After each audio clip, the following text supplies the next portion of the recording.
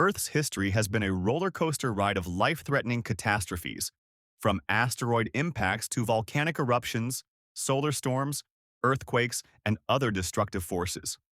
Over the course of 3.7 billion years, most of these events have left life relatively untouched, but a few, extinction events, have had profound, even catastrophic consequences. An extinction event can be described as a widespread and rapid loss of biodiversity. And while scientists have identified roughly 31 such events, 5 stand out as particularly devastating. These are known as the Big Five, and each one wiped out at least 50% of all life forms. Of these, the most famous is the KT extinction, better known as the event that wiped out the dinosaurs. This particular extinction was triggered by a massive asteroid impact that released the force equivalent to 10 billion atomic bombs, decimating about 75% of species. Most of the devastation occurred very quickly, with the initial effects killing off life in a matter of hours to days. While the KT extinction is often regarded as the worst catastrophe in Earth's history, it wasn't actually the deadliest. That title goes to a different event, the Permian-Triassic Extinction, or the Great Dying, which remains the most destructive event in terms of both scale and duration. To witness the Permian-Triassic Extinction in person, you'd need to travel back in time, around 252 million years ago, at the tail end of the Permian period. By this time, life on Earth was already struggling. 10 million years earlier, the Capetanian extinction had already caused a major loss of biodiversity. Moreover, the climate was in turmoil. Earth's average temperature was significantly higher than today, with equatorial regions reaching scorching temperatures of up to 74 degrees Celsius, 165 degrees Fahrenheit, hot enough to cook a chicken. With the supercontinent Pangaea nearly all connected, vast arid deserts dominated the land, and the presence of enormous mountain ranges cut off rainfall, resulting in widespread drought.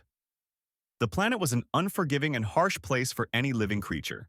Things took a turn for the worse when the Great Dying struck, marking the end of the Permian and a dramatic decrease in global biodiversity. For a long time, scientists were puzzled about the cause of this extinction. There were theories involving asteroid impacts, interstellar dust storms, and even extreme climate conditions, but the culprit remained a mystery until relatively recently. It turns out that the true cause was something far more down to earth: massive volcanic eruptions. These eruptions, occurring in what is now Siberia, were the key to the disaster. Known as the Siberian Traps, these vast volcanic formations cover an area roughly equivalent to 68% of Europe. The scale of these eruptions is mind-boggling, with estimates suggesting they were 4 million times more powerful than the Mount St. Helens eruption, and far larger than any eruption recorded in modern history.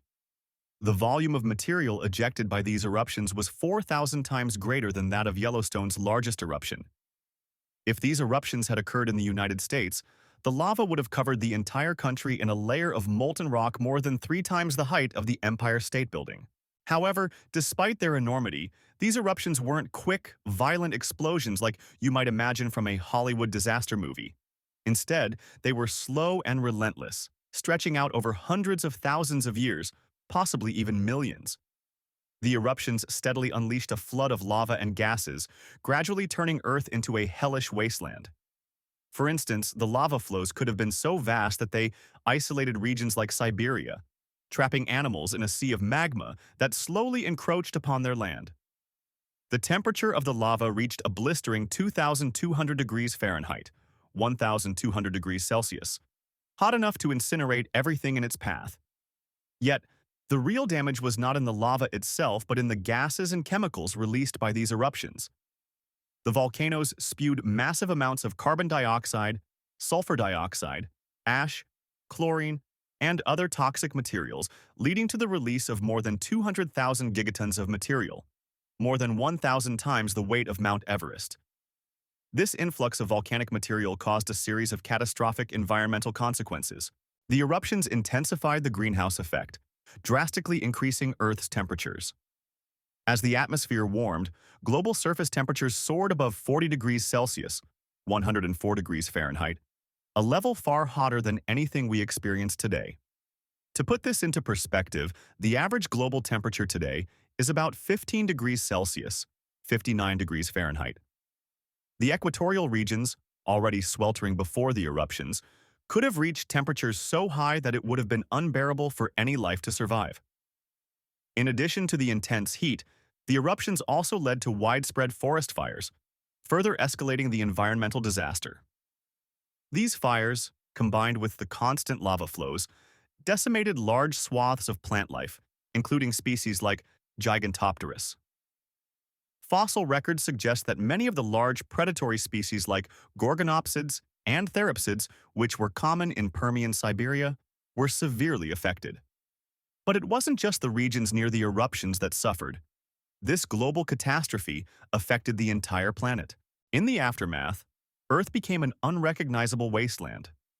Oxygen levels dropped dramatically as the volcanic gases suffocated the planet. The oxygen content in the atmosphere fell to around 15%, dangerously low for many forms of life, especially for those creatures that were adapted to the higher oxygen levels of the Permian period, which once saw oxygen levels as high as 30%. Even brief dips in oxygen levels would have been lethal to many animals. In fact, it's likely that survival was only possible in certain low-altitude areas where oxygen was still relatively abundant. The eruptions also devastated the ozone layer, causing massive spikes in ultraviolet UV radiation. The amount of UV radiation at the equator could have surged by 400%, while the poles could have seen an increase of up to 5,000%. The consequences of this would have been catastrophic for life on Earth. Research suggests that plant spores from this period were mutated by UV radiation, and many species likely perished as a result of these genetic changes. Moreover, the eruptions caused dust clouds to blanket the planet, blocking out sunlight and disrupting photosynthesis, a process that is crucial for life. These clouds also triggered acid rain, which further contributed to soil erosion and made life even more difficult. This global disruption would have made the Earth almost uninhabitable. The transformation of Earth's ecosystems was truly devastating. As the planet heated up, large regions turned into deserts, and the lack of fresh water would have made survival even harder. As a result, terrestrial vertebrates, especially those reliant on water, were wiped out. The transformation of the landscape into a vast, arid wasteland likely sealed the fate of many species. By the end of the Permian, Earth had become an inhospitable and dangerous place. With relentless heat, constant fires, radiation, and lack of breathable oxygen, life had no choice but to endure or perish. The Permian-Triassic Extinction was truly an event unlike any other in Earth's history, and it took Mother Nature about 5 times longer to recover from it than it did after the KT extinction. In the end, the Great Dying reminds us just how fragile life on Earth is. With massive volcanic eruptions, unrelenting heat, suffocating gases, and extreme radiation, Earth was transformed into a hellscape. But life did endure, and slowly, over millions of years, the planet recovered, ultimately paving the way for the rise of new life forms. Though the scars of the Great Dying remain a testament to the incredible power of nature's destructive forces. But life did endure, and slowly, over millions of years, the planet recovered, ultimately paving the way for the rise of new life forms. Though the scars of the Great Dying remain a testament to the incredible power of nature's destructive forces. Earth had become a wasteland, but despite its brutality, life found a way to persist.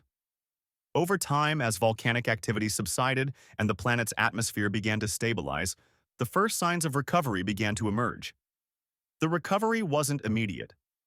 For the next few million years, the planet was still inhospitable. Oxygen levels remained dangerously low, and extreme UV radiation from a damaged ozone layer continued to scorch the surface. Yet, in isolated pockets of the planet, life began to cling on, particularly in regions where conditions were less extreme. It took millions of years for Earth's ecosystems to stabilize. Slowly but surely, plants began to take root, and the first simple life forms started to reappear. The barren land began to give way to small patches of green, signaling the start of Earth's long recovery process. With time, life began to adapt to the new world. As the atmosphere cleared and oxygen levels slowly rose, larger plants began to reclaim the land. Forests began to grow, first in scattered patches, then gradually in more vast expanses, helping to restore balance to the atmosphere. But the real turning point came with the emergence of new species. The massive extinction had wiped out much of the old life, leaving plenty of ecological niches vacant. Evolution, unhindered by competition from former species, led to the rise of entirely new forms of life. This was the dawn of the Mesozoic era, the age of dinosaurs. Small, agile reptiles began to dominate, eventually evolving into the first dinosaurs. These new species thrived in the empty spaces left behind by the extinction. Earth, now a vastly different place, began to form ecosystems that were radically new. As volcanic activity slowed, Earth's climate began to stabilize. With the rise of plant life, the atmosphere became more oxygen-rich, and the planet became a more hospitable place for both plants and animals. Over millions of years, the harsh conditions gave way to more temperate environments, and life flourished once again. While the Great Dying had left its mark on the planet, Earth was now teeming with life again. The ecosystems that emerged from the ashes of the extinction were both familiar and new. Life had adapted, evolved, and filled every ecological niche available, eventually leading to the world we know today. Though the scars of the Great Dying remain in the geological record, they tell a story not only of devastation but of resilience. Life on Earth is fragile, but it is also remarkably capable of recovery and rebirth. The Great Dying, while one of the deadliest events in Earth's history, paved the way for the rise of new life, including the dinosaurs and, much later, the mammals that would lead to the rise of humanity. The Great Dying reminds us of the immense power of nature's destructive forces, but also of life's ability to endure, adapt, and rise again. It serves as a testament to the incredible resilience of Earth's ecosystems, able to transform from a hellish wasteland into the vibrant planet we know today. That's a wrap on our deep dive into the Great Dying, one of the most devastating events in Earth's history. From its massive toll on life to the eventual rise of new species, this cataclysmic event reshaped the planet in ways we're still trying to fully understand. If you found this journey through time fascinating, don't forget to like, subscribe, and share, and let us know in the comments what part of the Great Dying left you the most stunned. Thanks for watching, and we'll catch you in the next one.